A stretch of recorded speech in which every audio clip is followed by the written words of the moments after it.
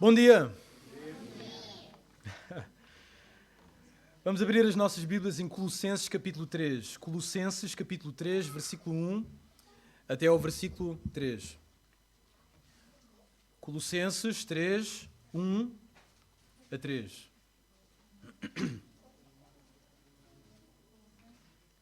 Diz assim a palavra de Deus em Colossenses capítulo 3, versículo 1 até ao versículo 3. Portanto, se fostes ressuscitados juntamente com Cristo, buscai as coisas lá do alto, onde Cristo vive, assentado à direita de Deus.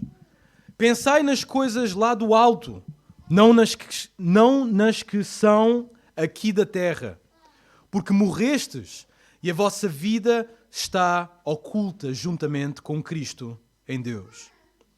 Até aqui a leitura da palavra de Deus.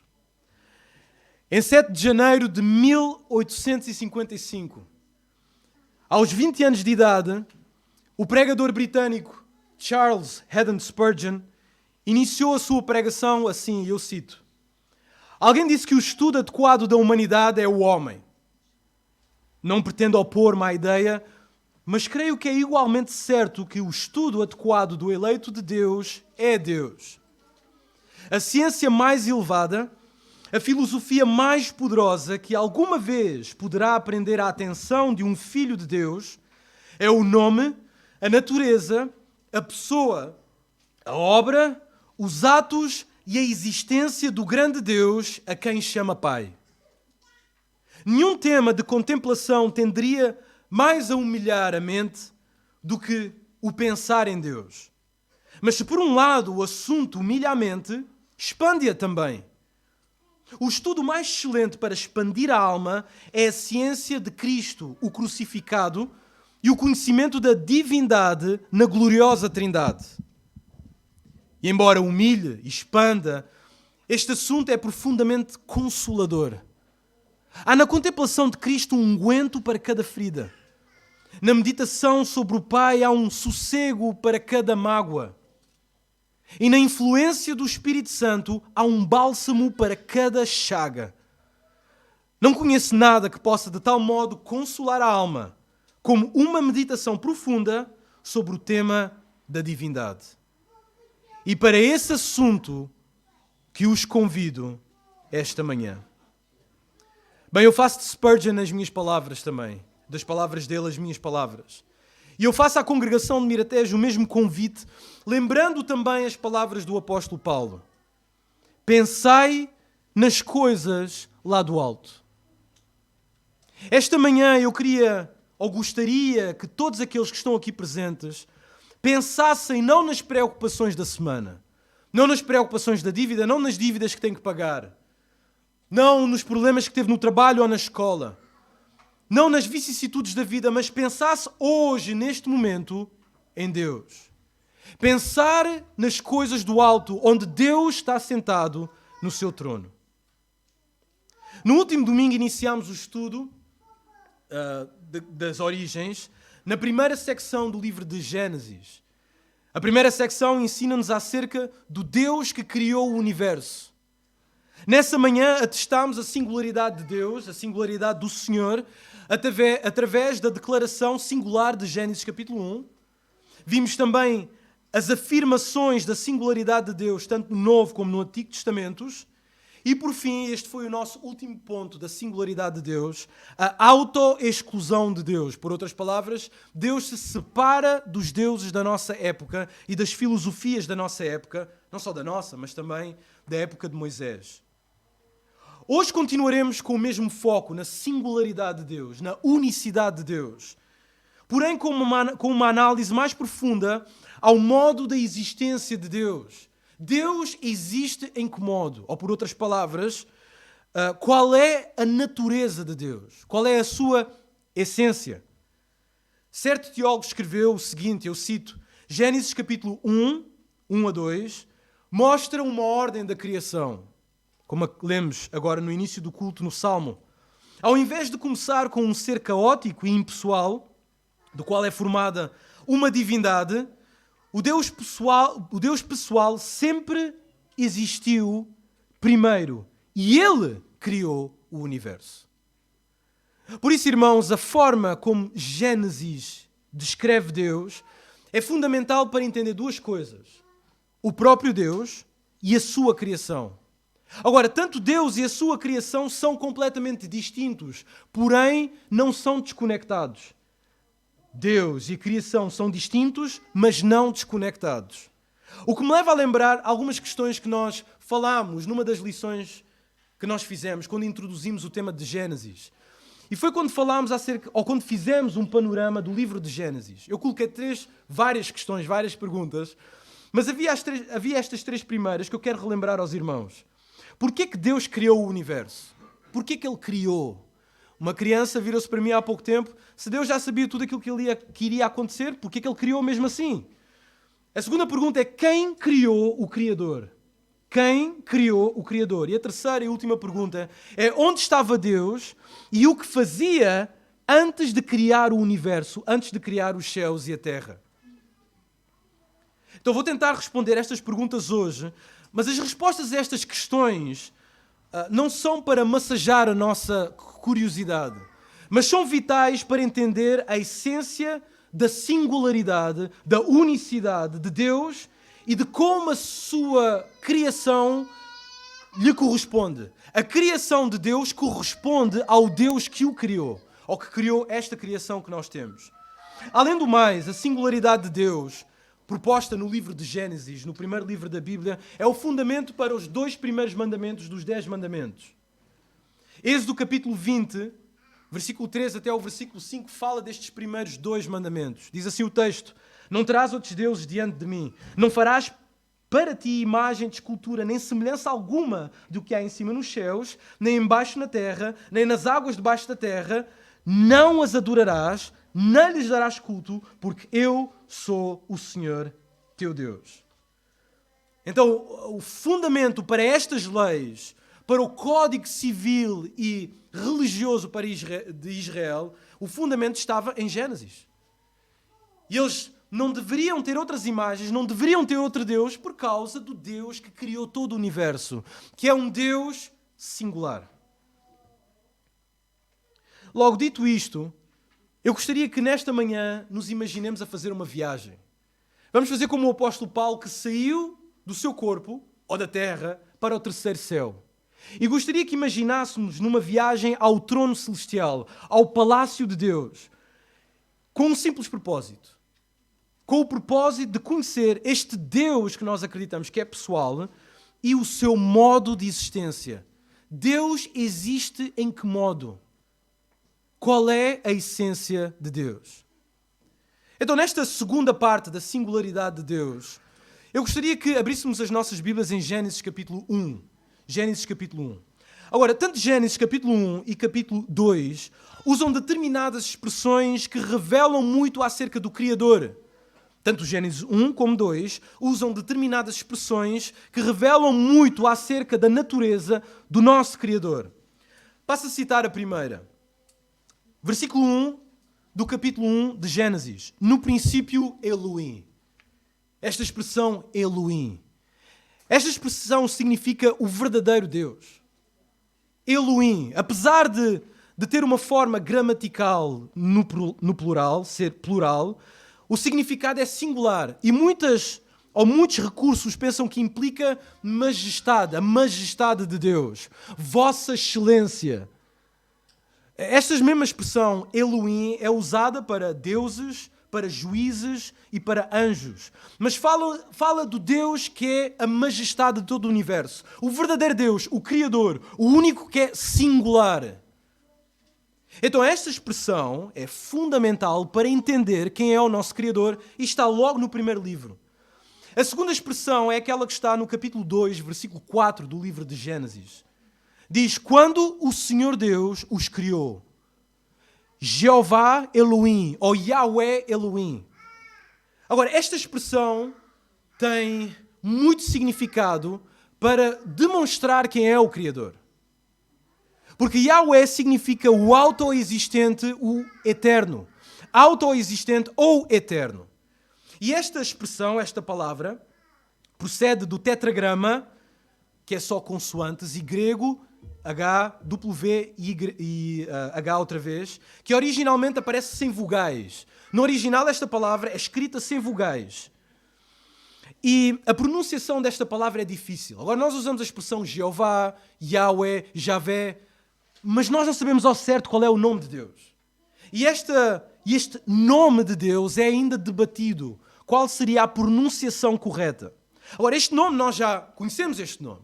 Nós já estudámos acerca deste nome. E este nome aparece em Êxodo capítulo 3, versículo 14. Naquela aparição de Deus a Moisés na sarça. Mas será que esta é a primeira vez onde aparece este nome? Não. A primeira vez está aqui, neste capítulo 2, versículo 4 de Gênesis. Agora, é interessante ver que é possível que Adão e seus filhos tenham conhecido a Elohim, o Senhor, como Jeová, ou Javé, ou Yahweh. Porque o texto de Gênesis capítulo 4, versículo 26 diz o seguinte: a Sete nasceu-lhe também um filho, ao qual pôs o nome de Enos, daí se começar a invocar o nome do Jeová, de Yahweh, do Senhor. Então vemos aqui que Gênesis nos dá este nome, que nos demonstra que o nosso Deus, o Deus que é singular, é o Deus autoexistente, é eterno. Por definição, Deus não tem nenhuma dependência do tempo e espaço. A terceira expressão que nós temos no livro de Gênesis é aquela que se encontra no versículo 2 do capítulo 1 de Gênesis, e é o Espírito de Deus pairava sobre as águas. O Espírito de Deus.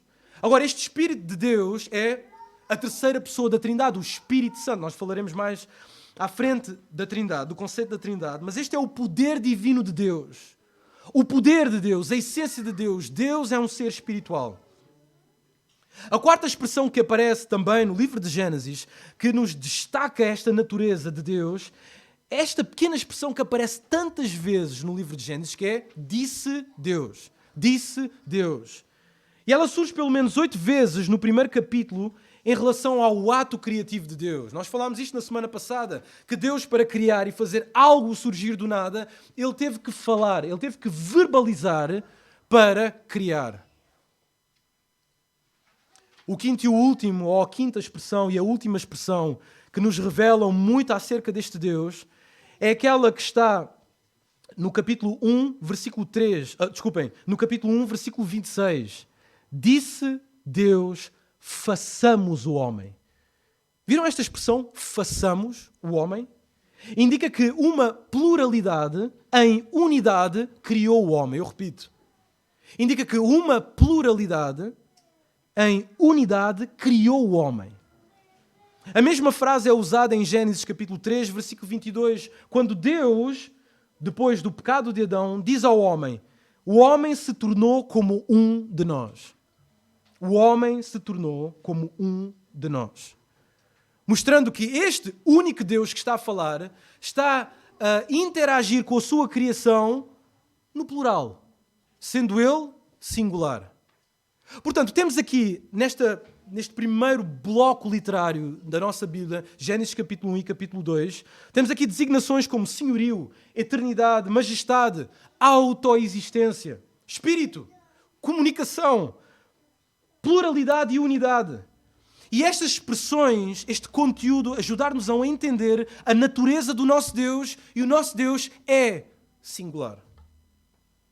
Gênesis demonstra isto acerca de Deus. Agora, na última semana, quando nós falámos acerca da singularidade de Deus ser único, nós terminámos com o último ponto, a autoexclusão de Deus. E eu gostaria de continuar com este próximo ponto. E tem este ponto tem uma palavra que não é comum para nós. Provavelmente alguns já ouviram esta palavra, outros não, e é normal. Não é uma palavra que nós temos no nosso uso comum. E é a aceidade de Deus. A aceidade de Deus. Agora, o que é que significa aceidade? O que é que significa essa palavra? Bem, aceidade significa o caráter do que existe por si e não por outro. Aceidade significa autonomia, independência absoluta. Aceidade significa, como eu olhar para a Beatriz e dizer: a Beatriz está neste mundo, ela existe por causa dela, não por causa da mãe nem do pai. Ela está aqui porque simplesmente ela existe. A razão da sua existência não são os seus antepassados, é ela mesma. Então, o que é que queremos dizer quando falamos da aceidade de Deus? A aceidade de Deus. O que é a aceidade de Deus? E agora nós arrancamos da terra e vamos para o céu. Nós queremos ir para o trono, porque isto é uma viagem que queremos fazer ao trono celestial e queremos ver frente a frente quem é este Deus. Agora saímos então da terra, subimos ao palácio celestial e ao entrar no átrio da sala real, vemos ao fundo do salão o Senhor aí sentado.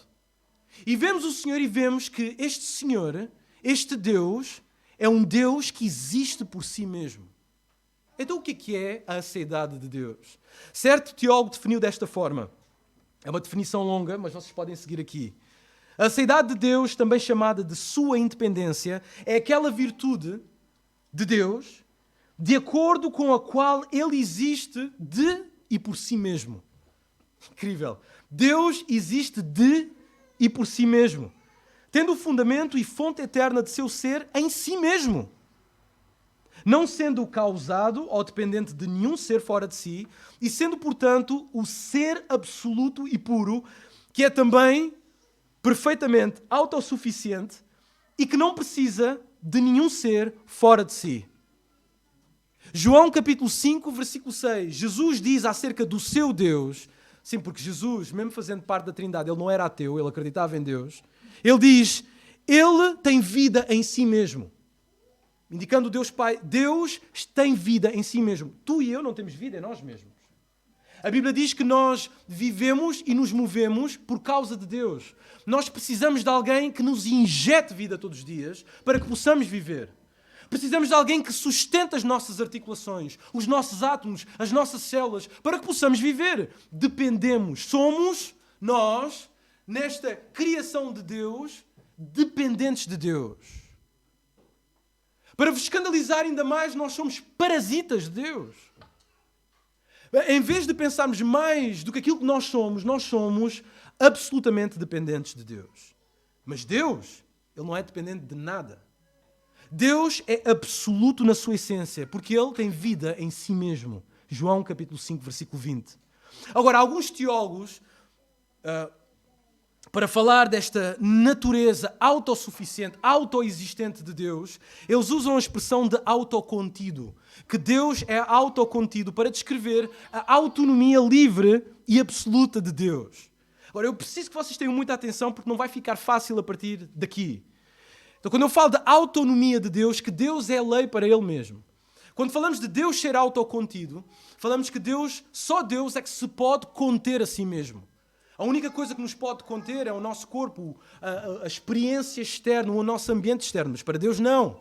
O que contém Deus é o próprio Deus. Deixa-me tentar explicar isto um pouco melhor. Com autocontido eu refiro-me à autonomia e à independência de Deus para ser Deus. Por exemplo, o atributo da imutabilidade de Deus. Deus não muda, nunca muda. Deus nunca precisou de um processo de mudança, não precisa de aprender nada para saber tudo. Então Deus é imutável. Porquê que Deus é imutável? O que causa a imutabilidade de Deus? Bem, a resposta está em Deus. Se olhares para ti e para mim, nós somos seres mutáveis, nós mudamos. Nós estamos condicionados pelo tempo e espaço e pela informação que recebemos. Então a nossa imutabilidade, a resposta da nossa imutabilidade está nos fatores externos. Mas Deus, não.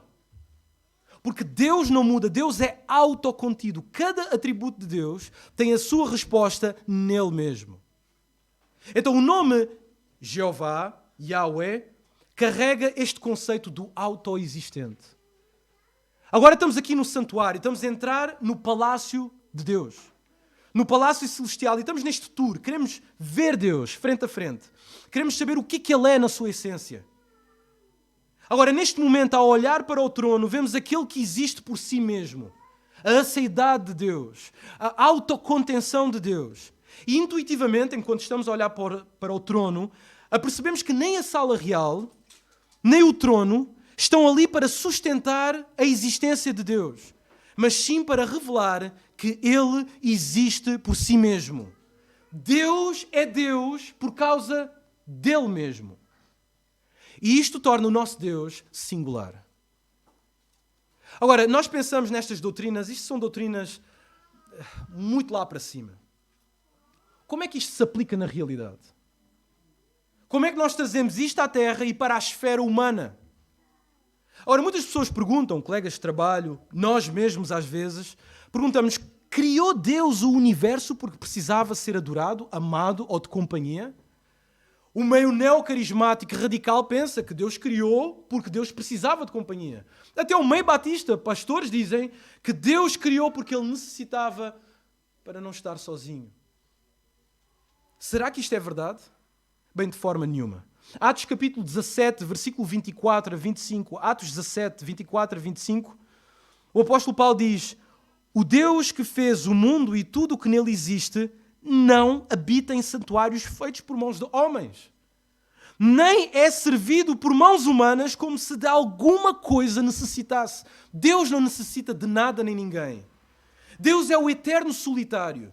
E quando nós pensamos que que somos o centro deste universo e que Deus precisa de nós para a sua companhia, estamos enganados. Deus não precisa de nós. E a aplicação é simples. A aplicação é diminuir o nosso ego. Porque Deus só é sozinho. Ele não precisa de nós para nada. O universo continuaria bem, sustentável, e Deus continuaria plenamente contente e satisfeito se nós não tivéssemos. Mas mesmo assim Ele nos criou e decidiu amar-nos, sendo como nós somos, pecando como nós pecamos na sexta-feira, dizendo coisas que blasfemam o nome do Senhor como nós fizemos na quarta-feira, desprezando o Senhor, não lendo a sua palavra. Mesmo assim, Ele não precisando de nós, em vez de nos fulminar no momento a seguir, Ele nos ama. Porque o nosso Deus é singular. Então a pergunta surge: se Deus não precisa de nada nem ninguém, é o supremo independente, então por que Deus criou o universo? Para quê? Se Ele não necessita de nós, por definição, por que Ele criou o universo? E a resposta para esta pergunta é muito simples. E nós devemos responder isto aos nossos amigos, a pessoas que não acreditam em Deus, porque é a resposta simples. Porquê que Deus então criou o universo? Bem, a Bíblia diz que Deus criou para a sua glória e porque quis. Ele criou porque quis. Apocalipse capítulo 4, versículo 11 diz o seguinte, texto formidável. Apocalipse 4:11. Tu és digno, Senhor e nosso Deus, de receber a glória, a honra e o poder, porque todas as coisas tu criaste, sim, por causa da tua vontade vieram a existir e foram criadas. Deus criou a ti e a mim e as circunstâncias da nossa vida, a história do universo, porque Ele quis. Porque o nosso Deus é, de facto, singular. Então, visto que Deus não depende do que está fora de si e que existe por Ele mesmo, o que então é a sua essência? O que é Deus na sua essência? Sabemos que Deus existe por Ele mesmo, mas o que é Deus na sua natureza? Por outras palavras, qual é o ambiente da natureza de Deus? Qual é o seu ecossistema? E aqui continuamos a nossa viagem e aproximamos um pouco mais do trono. Aproximamos um pouco mais do ambiente real de Deus. E perto aí, nós imaginamos que estamos aí perto do estrado dos pés de Deus e contemplamos a essência daquele que existe por si mesmo. E nos perguntamos, quem de facto está sentado ali no trono? Qual é a sua natureza?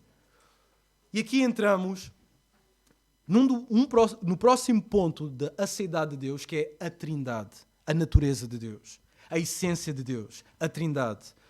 Certo autor escreveu, e eu cito, Deus não é subordinado ao ser impessoal de um ambiente maior que Ele. Não é.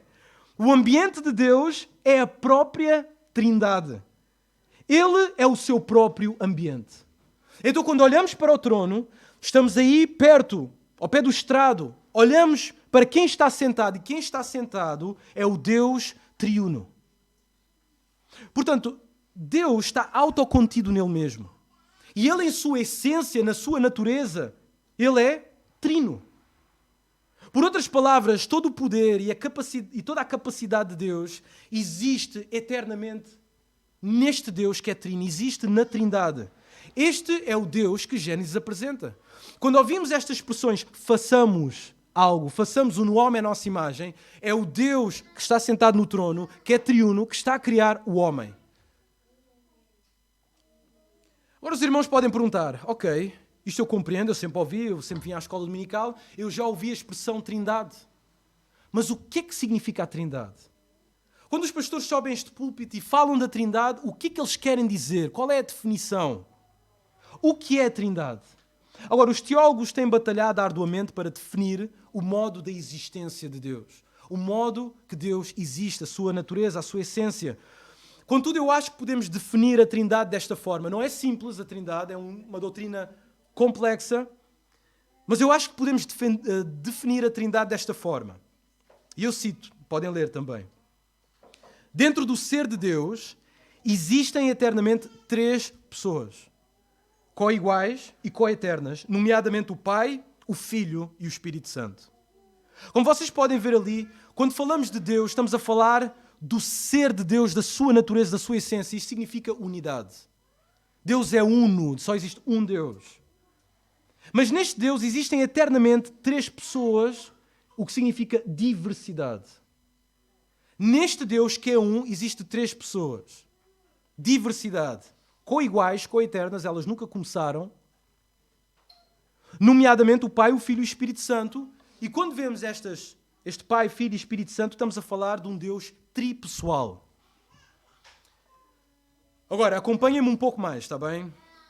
Portanto, a Trindade, quando falamos da Trindade, não estamos a falar de 3 deuses.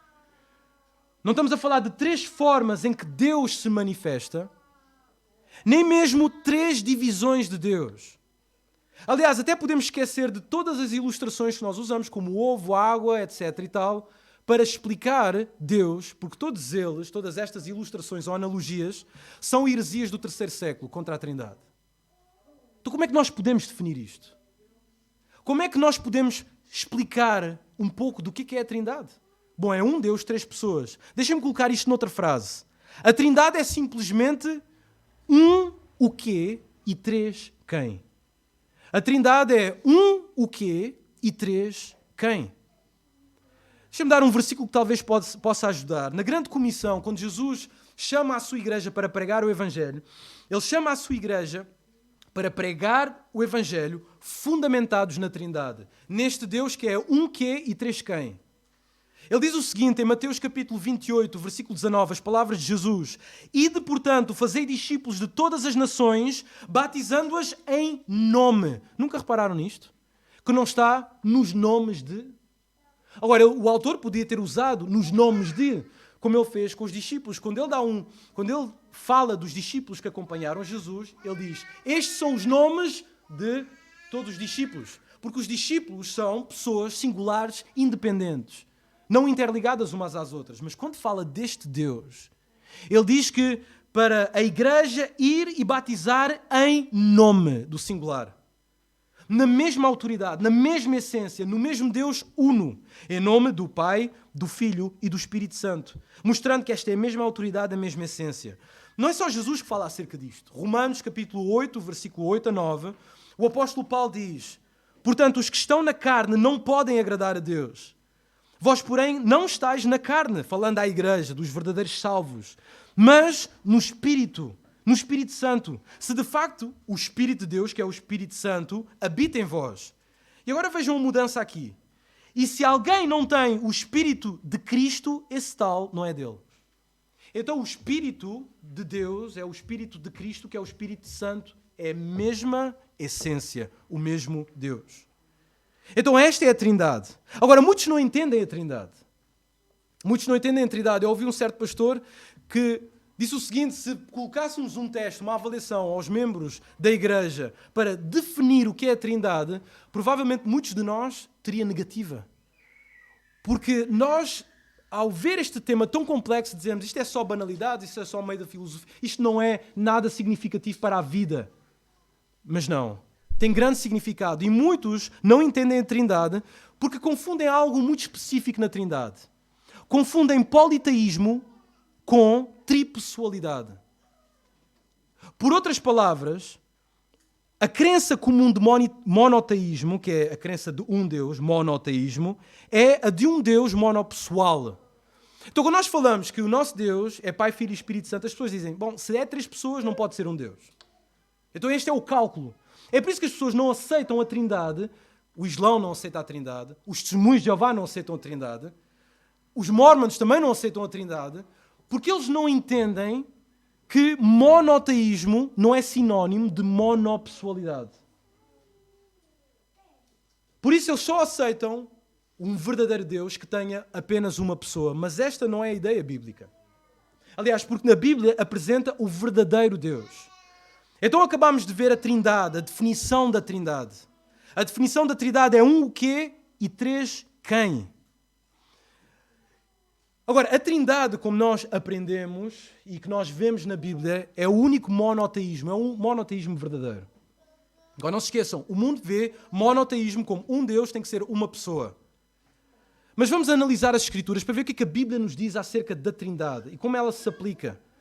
O apóstolo Paulo, e podemos abrir as nossas Bíblias em 1 Coríntios 8, ou provavelmente pode aparecer aqui, o apóstolo Paulo lembrou aos Coríntios, na controvérsia acerca da carne sacrificada, o seguinte, que o ídolo de si mesmo nada é no mundo e que não há senão um só Deus. 1 Coríntios 8, 4. E o apóstolo Paulo não termina aqui, ele ainda acrescenta no versículo 5 e no versículo 7 o seguinte: ainda que há também alguns que se chamem deuses, quer no céu ou sobre a terra, todavia para nós, para a igreja, para os verdadeiros crentes, há um só Deus, o Pai, de quem são todas as coisas e para quem existimos. E um só Senhor Jesus Cristo, pelo qual são todas as coisas e nós também por Ele. Agora, o pastor Tim Chester, e o livro dele está aí, podem comprar, da editora Fiel, Conhecendo o Deus Trino, ele comenta este versículo 6, de 1 Coríntios 8. E ele comenta de forma clara, ele diz o seguinte, passo a citar, quando retiramos as afirmativas dele, por meio dele e para ele, ficamos com há um só Deus, o Pai, e um só Senhor, Jesus Cristo, pelo qual são todas as coisas. E ele diz que esta é uma clara repetição do Shema, em novas palavras. O que é o Shema ou Shema? Bem, o Shema é Deuteronômio, capítulo 6, versículo 4. É a convocação que é feita a Israel. Ouve Israel, Shema Israel, o Senhor nosso Deus é o único Senhor. Então ele está a dizer que aqui o que Paulo está a fazer, ele está a trazer o Shema, a convocação do único Deus verdadeiro, agora para o Novo Testamento, para justificar a erradicação da idolatria dentro da igreja. Mas o autor deste livro conclui escrevendo o seguinte: podemos então comer carne com fartura. Isto estou eu a acrescentar. Mas podemos comer carne que foi ofertada a ídolos porque sabemos que ídolos não têm existência real porque Deus é um só. Ídolos não têm existência real porque Deus é um só. Portanto, Paulo o que está a fazer aqui, ele não está a negar o monoteísmo. Mas ele diz, e ele esclarece, que o verdadeiro monoteísmo, o verdadeiro conceito de um Deus é a Trindade. Simplesmente isso. Por isso, com esta repetição do Shema, desta convocação, que nós defendemos, só existe um Deus, esta convocação, este Shema, Paulo expõe a falsidade dos ídolos. Porque só existe um Deus. E esse Deus é o Deus triuno, ou o Deus trino. Por outras palavras, o verdadeiro monoteísmo é unidade e pluralidade juntos. Unidade e pluralidade juntos. O uno e o diverso juntos. Agora, estas expressões só filósofos como eu que é que conseguem entender do uno e do diverso. Ele estudou acerca disso. Mas o uno e o diverso, a singularidade e diversidade, é uma coisa da nossa experiência natural. E nós vamos falar acerca disso. Mas a pergunta que temos de fazer agora é, de tudo aquilo, pastor Jairo, que falou acerca da Trindade, está isso na criação? Aparece a Trindade nos primeiros versículos de Gênesis. É o Deus triuno que aparece ali? E aqui entramos no nosso terceiro subponto, a Trindade na criação. Deixa-me citar algo que certo autor escreveu. Ele diz, à luz do Novo Testamento, sabemos que Deus é um só, em 3 pessoas. Gênesis capítulo 1 e 2 já menciona o Espírito de Deus pairando sobre as águas. E Deus realiza a criação pela palavra. João capítulo 1, versículo 1.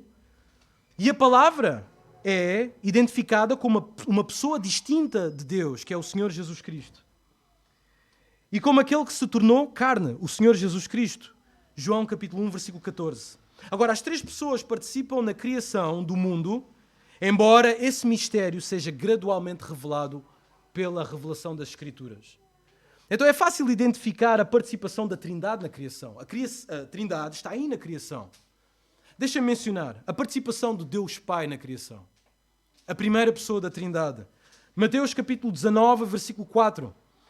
Palavras de Jesus, então respondeu ele: não tendes lido que o Criador, desde o princípio, os fez homem e mulher?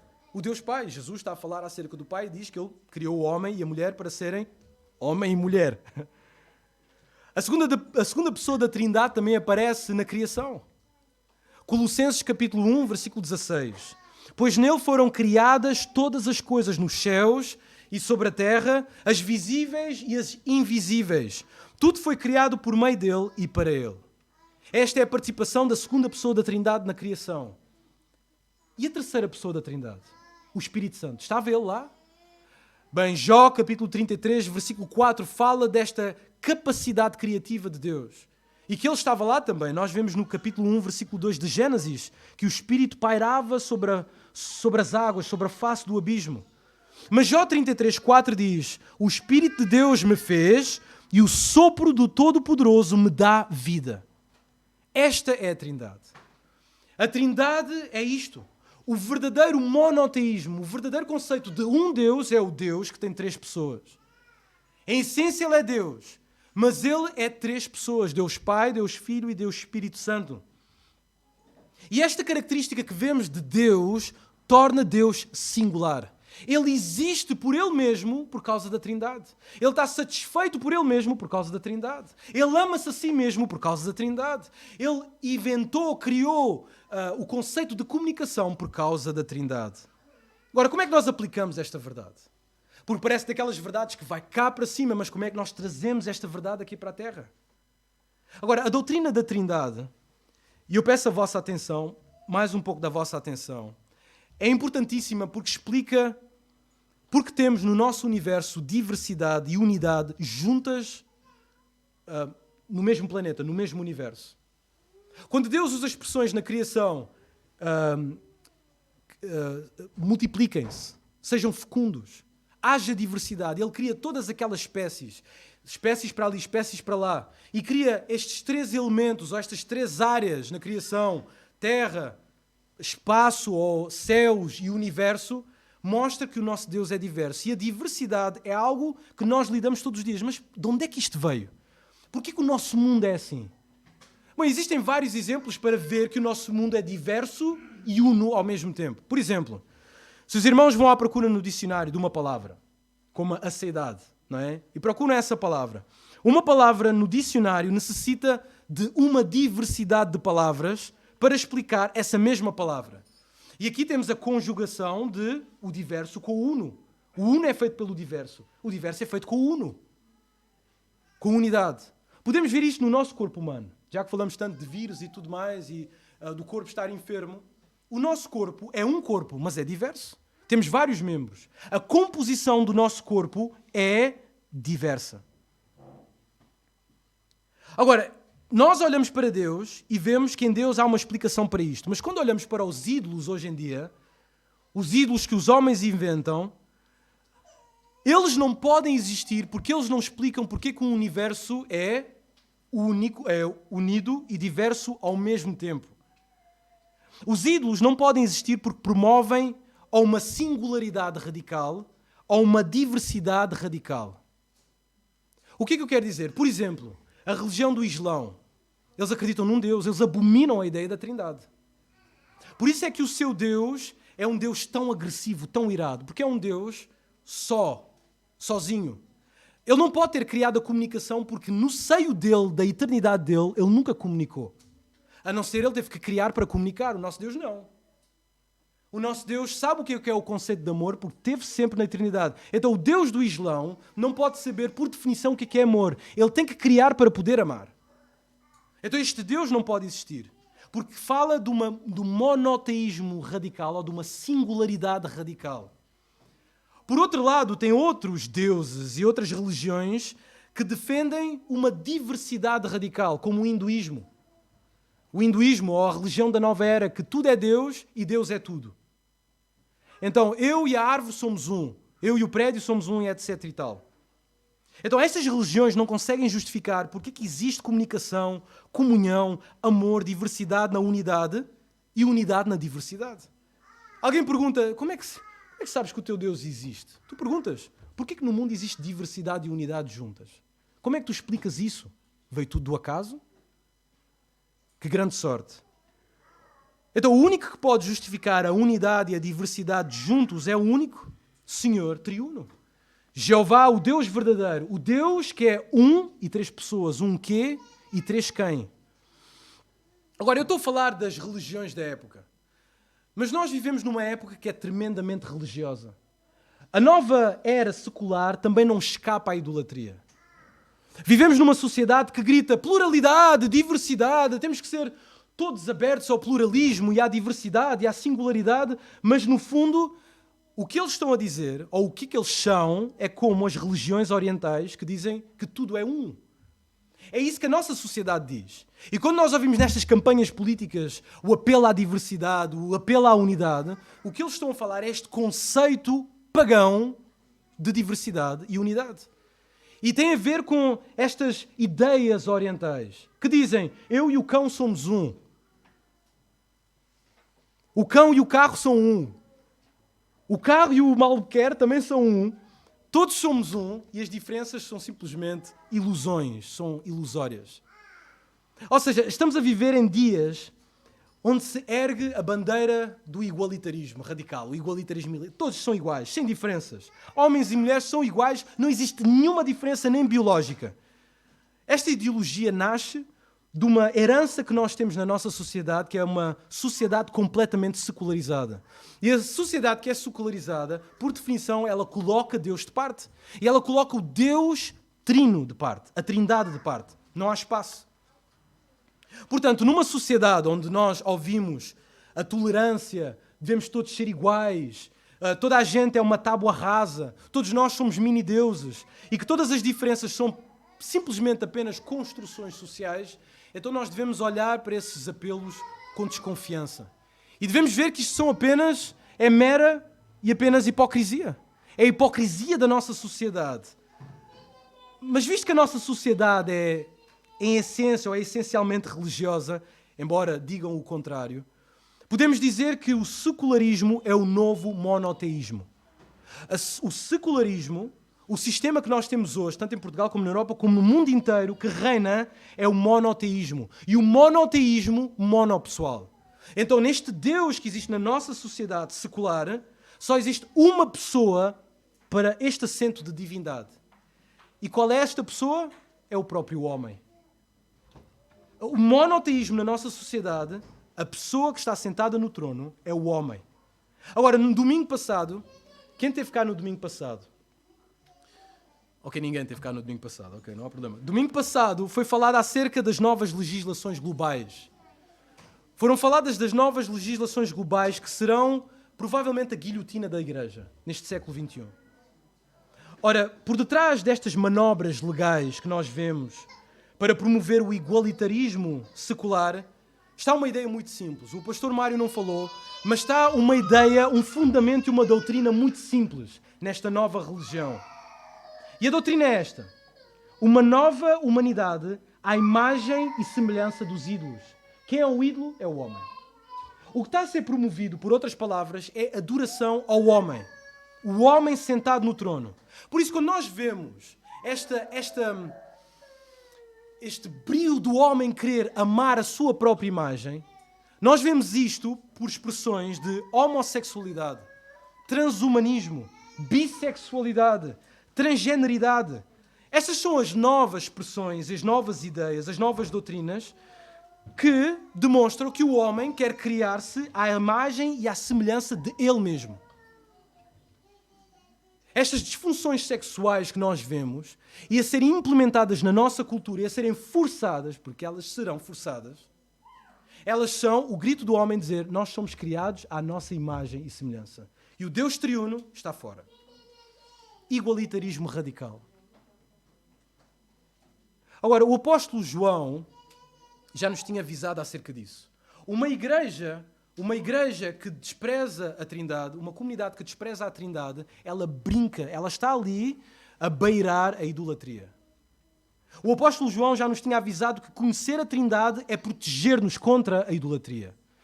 1 João capítulo 5, versículo 20 a 21 diz o seguinte, 1 João 5, 20 a 21 diz: também sabemos que o Filho de Deus é vindo e nos tem dado entendimento para conhecermos o verdadeiro.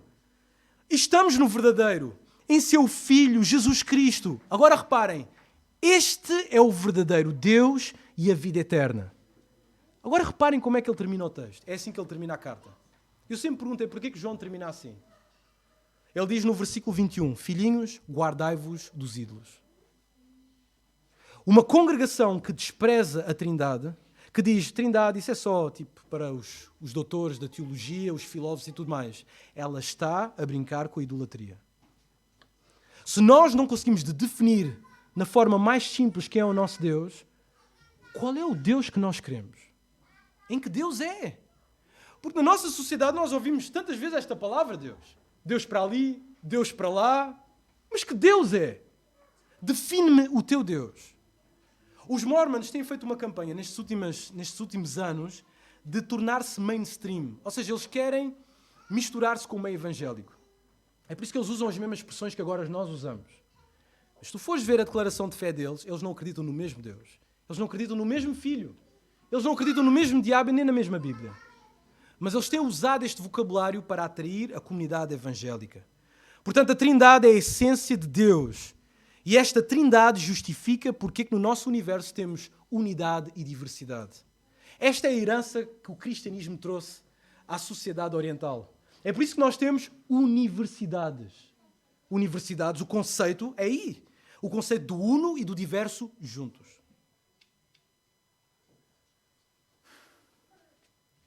Porém, não terminámos o nosso tour. Já vamos a largos minutos, mas o nosso tour ainda está. Não terminámos o nosso tour celestial e agora ainda estamos no átrio. E olhamos para Deus, olhamos para quem está sentado no trono e vemos que é o Deus triuno. Contemplamos a Trindade no trono. Mas ao contemplar a Trindade no trono, olhamos para os lados, para a sala do trono. E subitamente reparamos que na vasta sala real não existe relógios, não existe sol, não existe lua, não existe nenhuma espécie de marcador de tempo. E ali, sem um referencial cronológico, sentimos-nos como que suspensos num vácuo histórico, onde o espaço e tempo naquele trono não têm qualquer relevância. Deus está ali, contido, mas não contido pelo tempo. E nós temos esta sensação enquanto imaginamos que estamos ali no trono de Deus. Isto leva-nos ao último ponto, a eternidade de Deus. A eternidade de Deus. Então vimos que o nosso Deus é singular. Ele é singular porque Ele existe por Ele mesmo. Ele existe por Ele mesmo porque Ele é um Deus triuno. Vemos esta trindade não só na criação, mas também nele mesmo, na justificação bíblica. Mas também vemos que esta trindade é eterna. Deus é eterno, a eternidade de Deus. Agora, o que é que queremos dizer com eternidade de Deus? Simples. Deus não teve princípio e não terá fim. Tão simples quanto isso. Deus não teve princípio e nunca terá fim.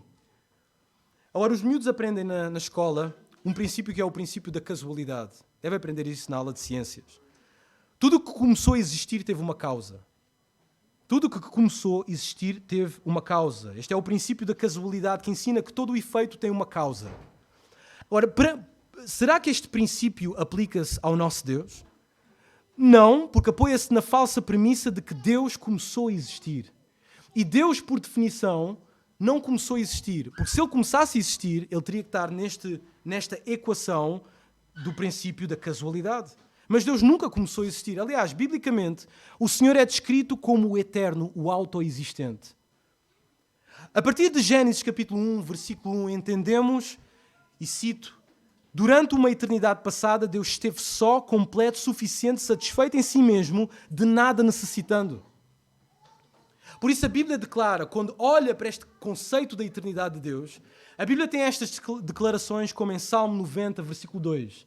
Salmo 90, 2. Antes que os montes nascessem e se formassem a terra e o mundo, de eternidade em eternidade, tu és Deus. Salmo 93, versículo 2. Desde a antiguidade está firme o teu trono, tu és desde a eternidade. A Bíblia também diz, em tempos remotos, lançaste os fundamentos da terra e os céus são obra das tuas mãos. Eles perecerão, mas tu permaneces. Todos eles envelhecerão como uma veste, como roupa os mudarás e serão mudados. Tu, porém, Deus, és sempre o mesmo e os teus anos jamais terão fim. Este é o nosso Deus. Não teve princípio e nunca terá fim. Aliás, Jesus, no seu ministério terreno, no último momento da sua vida, ele revela a relação trinitária que ele teve antes da criação, antes do princípio. Jesus revela isto em João capítulo 17, versículo 5, onde ele diz, eu te glorifiquei na terra, consumando a obra que me confiaste para fazer, e agora glorifica-me, ó Pai, contigo mesmo, com a glória que eu tive junto de ti antes que houvesse mundo, antes do primeiro dia da criação. Jesus estava ali numa relação com o seu Pai, conhecia o seu Pai frente a frente, antes de existir alguma coisa. Quando nós vemos esta questão da eternidade, surge esta pergunta que a Lara me colocou em casa. Se Deus existia antes de tudo ser criado, o que é que Deus fazia antes de alguma coisa ser criada? Ele ficava só aí sentado, só a olhar para o vácuo da matéria negra do universo, sem planetas nem nada? Se isso existia também. Então o que é que Deus fazia antes do tempo? Agora alguns podem pensar, bom, já está este gajo a especular demais aqui. Já estás a passar dos limites, Jair. Nós não sabemos isso, mas de facto sabemos. A Bíblia diz o que é que Deus estava a fazer antes da criação. A primeira coisa que Deus estava a fazer antes da criação era a relação que ele tinha de amor no seio da Trindade. Havia uma relação de amor no seio da Trindade. João 17, versículo 24 diz, Pai, a minha vontade é que onde eu estou, estejam também comigo os que me deste, para que vejam a minha glória que me conferiste, porque me amaste antes da fundação do mundo. E quando fala em fundação do mundo, está a falar dos 7 dias, ou dos 6 dias da criação. Antes de Deus dizer alguma coisa para existir algo, já o Filho e o Pai relacionavam-se. Não só isto, mas Deus, antes da fundação do mundo, antes de criar o mundo, Ele escolheu em Cristo os que iria salvar. Agora aqui torna-se complexo este tema. Efésios capítulo 1, versículo 4 diz, assim como nos escolheu nele, o Pai escolheu em Cristo, antes da fundação do mundo, para sermos santos e irrepreensíveis perante Ele. Já viram? Deus não existe universo. Não existe pecado. Não existe Deus. E Ele já escolhe em Cristo aqueles que Ele iria salvar. Não só isto, mas em terceiro, Deus determinou a morte sacrificial de Jesus antes de Adão comer o fruto. Antes de Deus dizer, haja luz. A Bíblia diz em 1 de Pedro, capítulo 1, versículo 19 e versículo 20, o sangue de Cristo, conhecido ou predestinado, com efeito antes da fundação do mundo, aí está, antes da criação, porém manifestado no fim dos tempos por amor de vós. Cristo, determinado para derramar o seu sangue antes que houvesse serpente no jardim. Ponto número 4. O que é que Deus estava a fazer nessa eternidade? O que é que Deus estava a fazer antes de criar o mundo? Deus prometeu vida eterna aos eleitos. Tito, capítulo 1, versículo 2. Esperança da vida eterna que o Deus que não pode mentir prometeu antes dos tempos eternos. Antes dos tempos eternos. Então Deus estava muito ocupado antes de criar os céus e terra.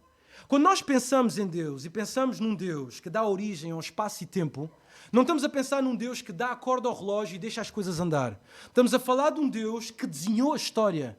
Isto é importante, eu continuo a pressionar isto. Estamos a falar de um Deus que orquestrou a história. Como é que nós podemos aplicar isto na nossa vida? Porque eu não vejo as vossas bocas, mas vejo os vossos olhos e vejo que a coisa está difícil aqui. Mas como é que nós trazemos esta questão da eternidade de Deus e da atividade de Deus antes da criação e aplicamos à nossa vida? Bem, na eternidade passada, o Pai amava o Filho, havia um plano, havia comunicação e promessas foram feitas antes da criação. Portanto, nós só podemos concluir o seguinte: nós não somos o centro nem do universo, nem do coração de Deus. Nós não somos. E nós temos que pensar, temos que diminuir o nosso ego até lá em baixo, se pensamos que somos o centro do coração de Deus, como alguns dizem. Que Deus criou porque Ele estava sozinho. Porque agora que Deus criou, nós somos a pérola da felicidade de Deus. Se nós não existimos, Deus sofre em eterna angústia por toda a eternidade. Isto acaba por ser um pouco ridículo. O que estamos a falar aqui é de um Deus que sozinho está satisfeito.